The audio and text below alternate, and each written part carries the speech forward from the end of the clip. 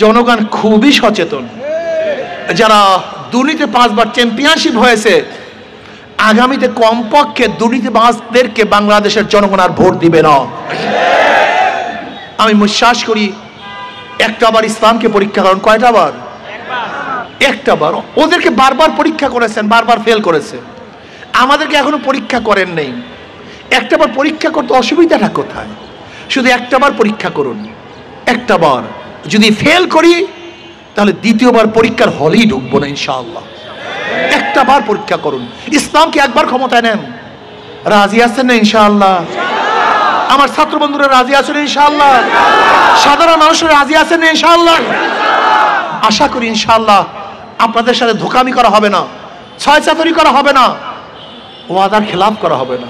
আসুন আমরা সমৃদ্ধভাবে আগামীতে ইসলামকে ক্ষমতায় নেওয়ার জন্য সর্বোচ্চ চেষ্টা করি। আল্লাহ আমাকে এবং আমাদের সবাইকে ইসলামের পক্ষে থাকার তৌফিক দান করেন। শেষ আর একটা কথা, যারা নৌকা নির্বাচন করে নৌকা চালাতে পারে না, যারা ধানের শীষে নির্বাচন করে নিজেরা ধান কাটতে পারে না, যারা নাঙ্গলে নির্বাচন করে নিজেরা নাঙ্গল বইতে পারে না।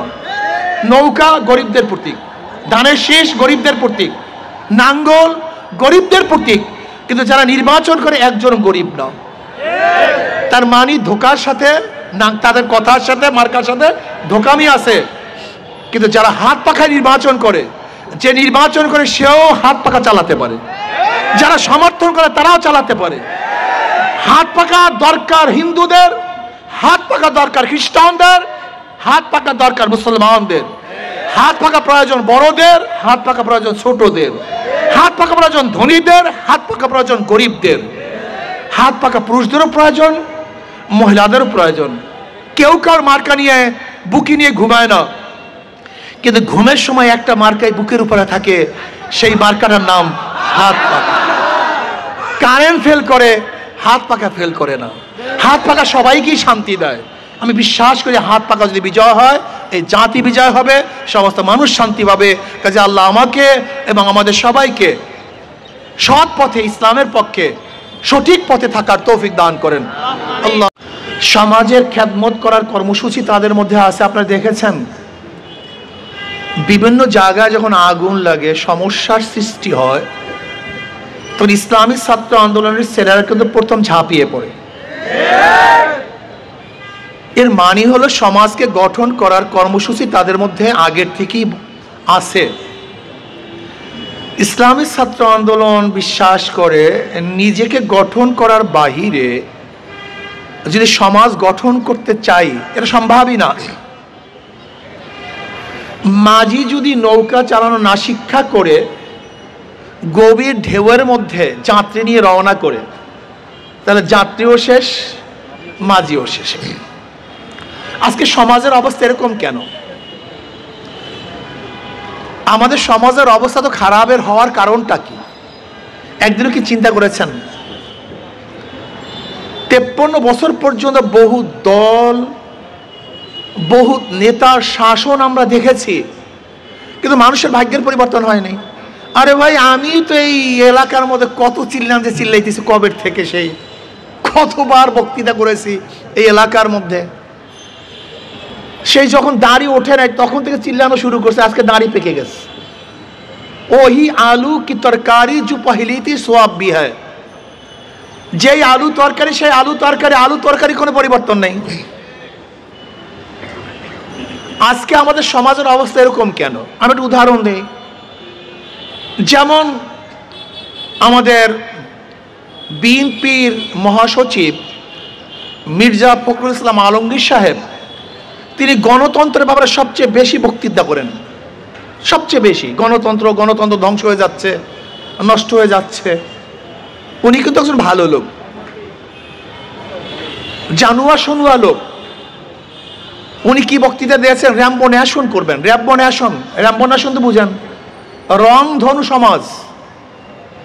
যেরকম রংধনু বিভিন্ন কালার এর একই সাথে থাকে, ঠিক এটা দক্ষিণ আফ্রিকার একটা শব্দ, যেটা নেলসন ম্যান্ডেলা ব্যবহার করেছেন, র্যাম্বো ন্যাশন।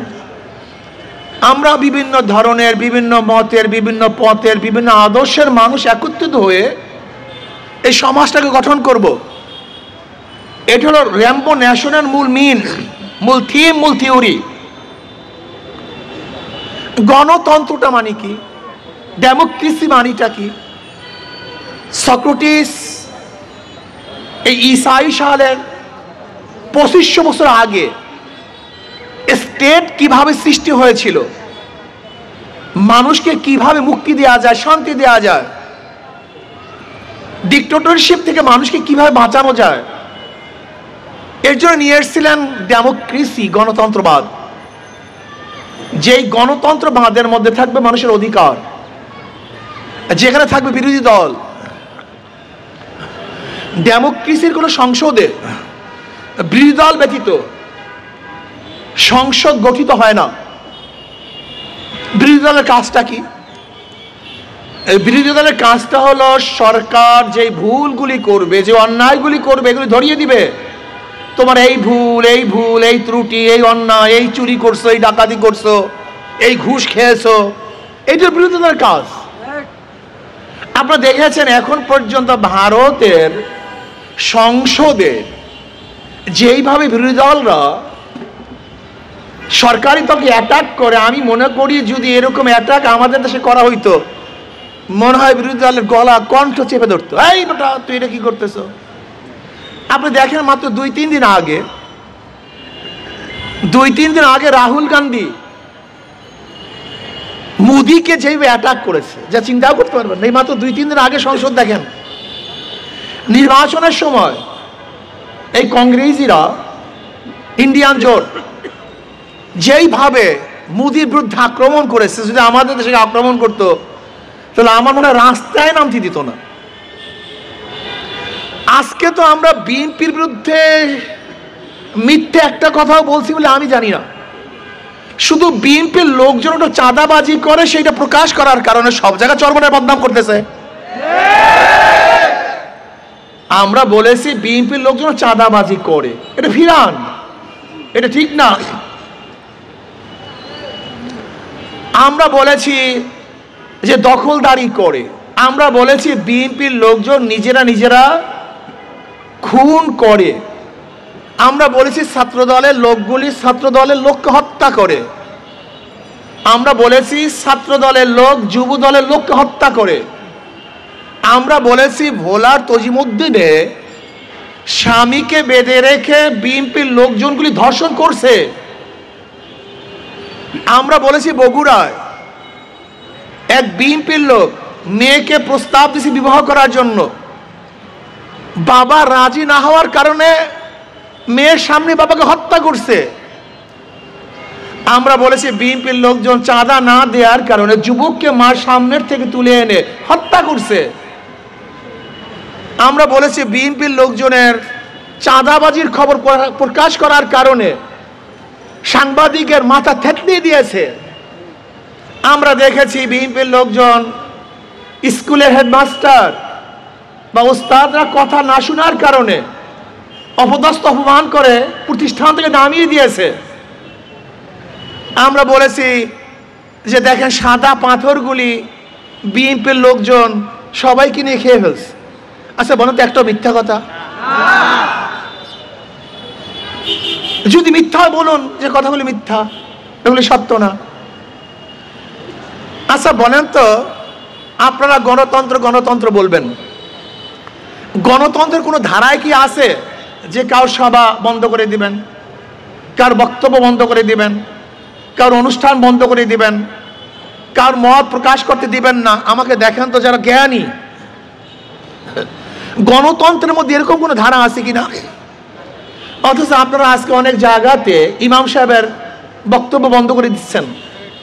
ইমাম সাহেব বিএনপির বিরুদ্ধে কথা বলে নাই, বলছে চাঁদার বিরুদ্ধে। আচ্ছা চাঁদার বিরুদ্ধে কথা বলে বিএনপির গায়ে লাগবে কেন আমাকে বলেন তো? আজীব ব্যাপার। চাঁদার বিরুদ্ধে বক্তব্য দিলে বিএনপি দেখবেন ফুঁসে উঠতেছে। কেন কে ভাই? আমি তো চাঁদার বিরুদ্ধে কথা বলছি, তোমার বিরুদ্ধে কথা বলি নেই, তা তুমি ফুঁসছো কেন? তুমি রাগ করতেছো কেন?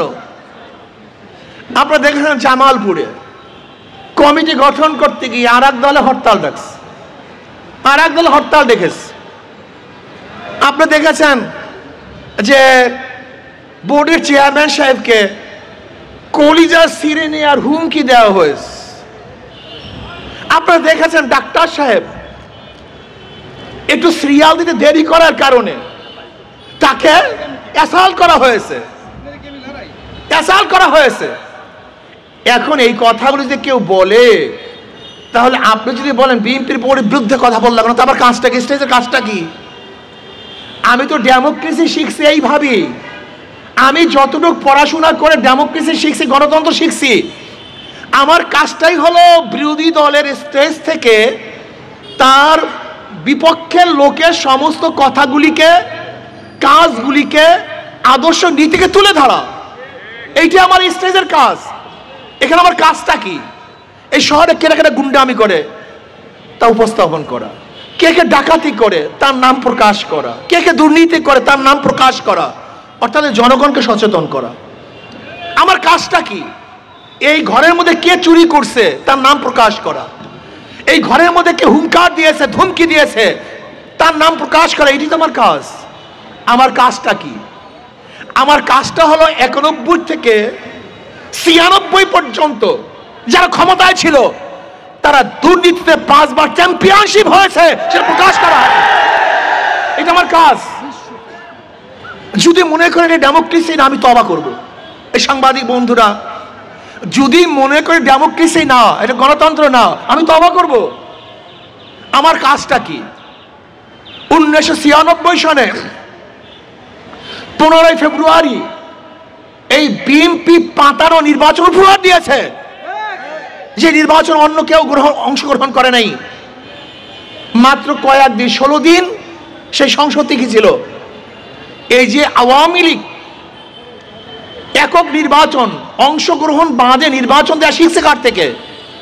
এই বিএনপির থেকে। এই বিএনপি 1996 সনে কাউকে অংশগ্রহণ না করিয়ে এককভাবে নির্বাচন উপহার দিয়েছিল। সেখান থেকে শিখছে কে? আওয়ামী লীগ। এখন প্রশ্ন করতে পারেন, আওয়ামী লীগ শিখছে বিএনপির থেকে, তা বিএনপি শিখছে কার থেকে? একটা প্রশ্ন আছে কি নেই? কি কথা বলেন না কেন? আওয়ামী লীগ শিখছে কার থেকে? তা বিএনপি শিখছে কার থেকে? আওয়ামী লীগ থেকে। বিশ্বাস হয় না? আপনারা জানেন 72 সংবিধান রচনা করার পরে 73 আমাদের দেশে 1973 সনে একটা নির্বাচন হয়েছিল। 1973 সনে সেই নির্বাচন হয়েছিল। সেই নির্বাচনে আওয়ামী লীগ সিট পেয়েছিল 293।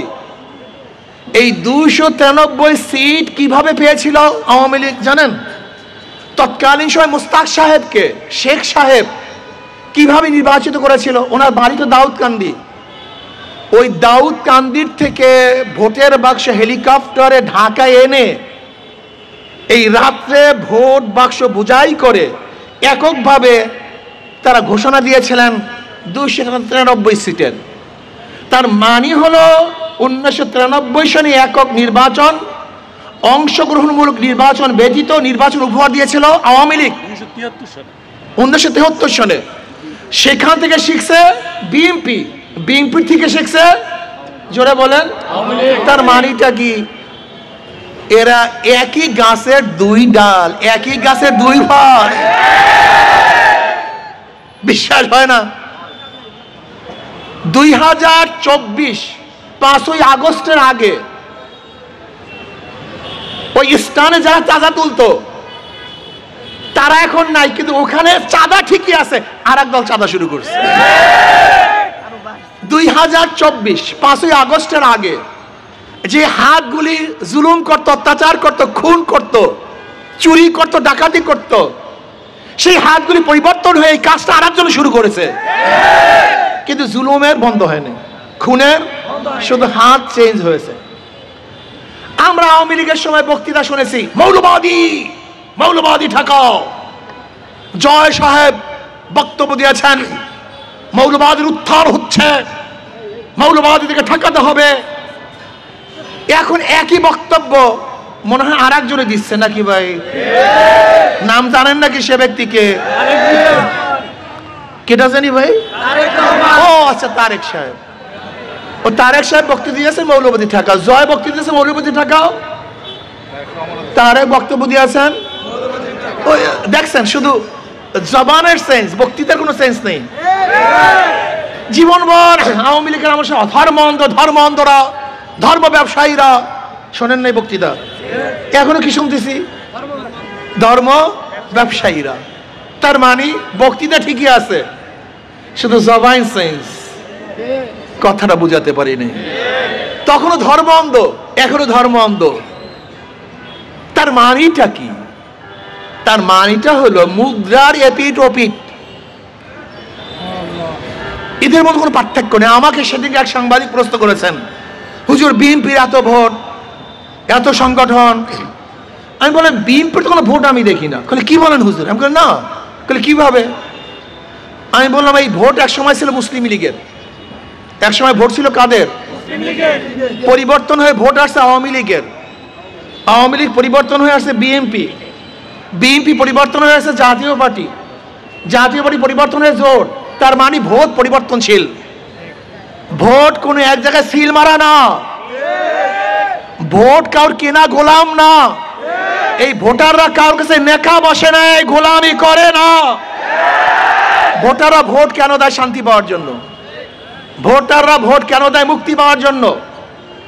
আমাকে অনেকে প্রশ্ন করে, ভাই আওয়ামী লীগের তো অনেক ভোট আছে, যদিও লিডাররা পালিয়ে গেছে, কিন্তু ভোটাররা তো পালায় নাই। যদি আওয়ামী লীগ অংশগ্রহণ না করে ভোটটা পাবে কে? আমি বললাম ভোটটা কিভাবে আপনি জানেন না? না তো। আমি বললাম যাদের মাধ্যমে তারা নিরাপত্তা পাবে, শান্তি পাবে, মুক্তি পাবে, জানমালের গ্যারান্টি পাবে, যাদের মাধ্যমে চাঁদাবাজি হবে না, লুণ্ঠন হবে না, ধর্ষিতা হবে না, গুন্ডামি হবে না, মাস্তানি হবে না, চুরি হবে না, ডাকাতি হবে না, অবৈধভাবে খুন হবে না, তাদের কি তারা ভোট দিবে? আপনারা ভাববেন না যে অমুককে ভোট দিয়ে দেবে, ভুল। আমাকে অনেকে প্রশ্ন করছে হিন্দুরা কাদেরকে ভোট দিবে? আমি বলি হিন্দুরা দুইটা জিনিস চায়। হিন্দুরা কয়টা জিনিস চায়? দুইটা জিনিস। সংখ্যালঘু আমাদের বাংলাদেশে যারা আছে, যদি আমি সংখ্যালঘু বলতে চাই না, তারা বাংলাদেশের নাগরিক ধরে না আপনাদের ভাষা অনুযায়ী। সংখ্যালঘুরা দুইটা জিনিস চায়, ধর্মীয় স্বাধীনতা এবং জানমালের নিরাপত্তা। ধর্মীয় জানমালের। আচ্ছা বলেন তো, যেই ব্যক্তি কোনোদিন জুলুমই করে না সে হঠাৎ জুলুম করবে কিভাবে? যেই ব্যক্তি কোনোদিন চুরি করে না সে ব্যক্তি চুরি করবে কিভাবে?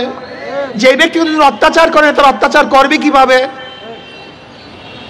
যারা অত্যাচারী তারা অত্যাচার করবে, যারা জালেম তারাই জুলুম করবে, যারা খুনি তোমাকে হোক আরেকজনকে খুন করবেই করবে। কিন্তু যারা অত্যাচারী না, জুলুম করে না, অন্যায় অবিচার করে না, তারা কাউর উপরে জুলুম অত্যাচার করতে পারে।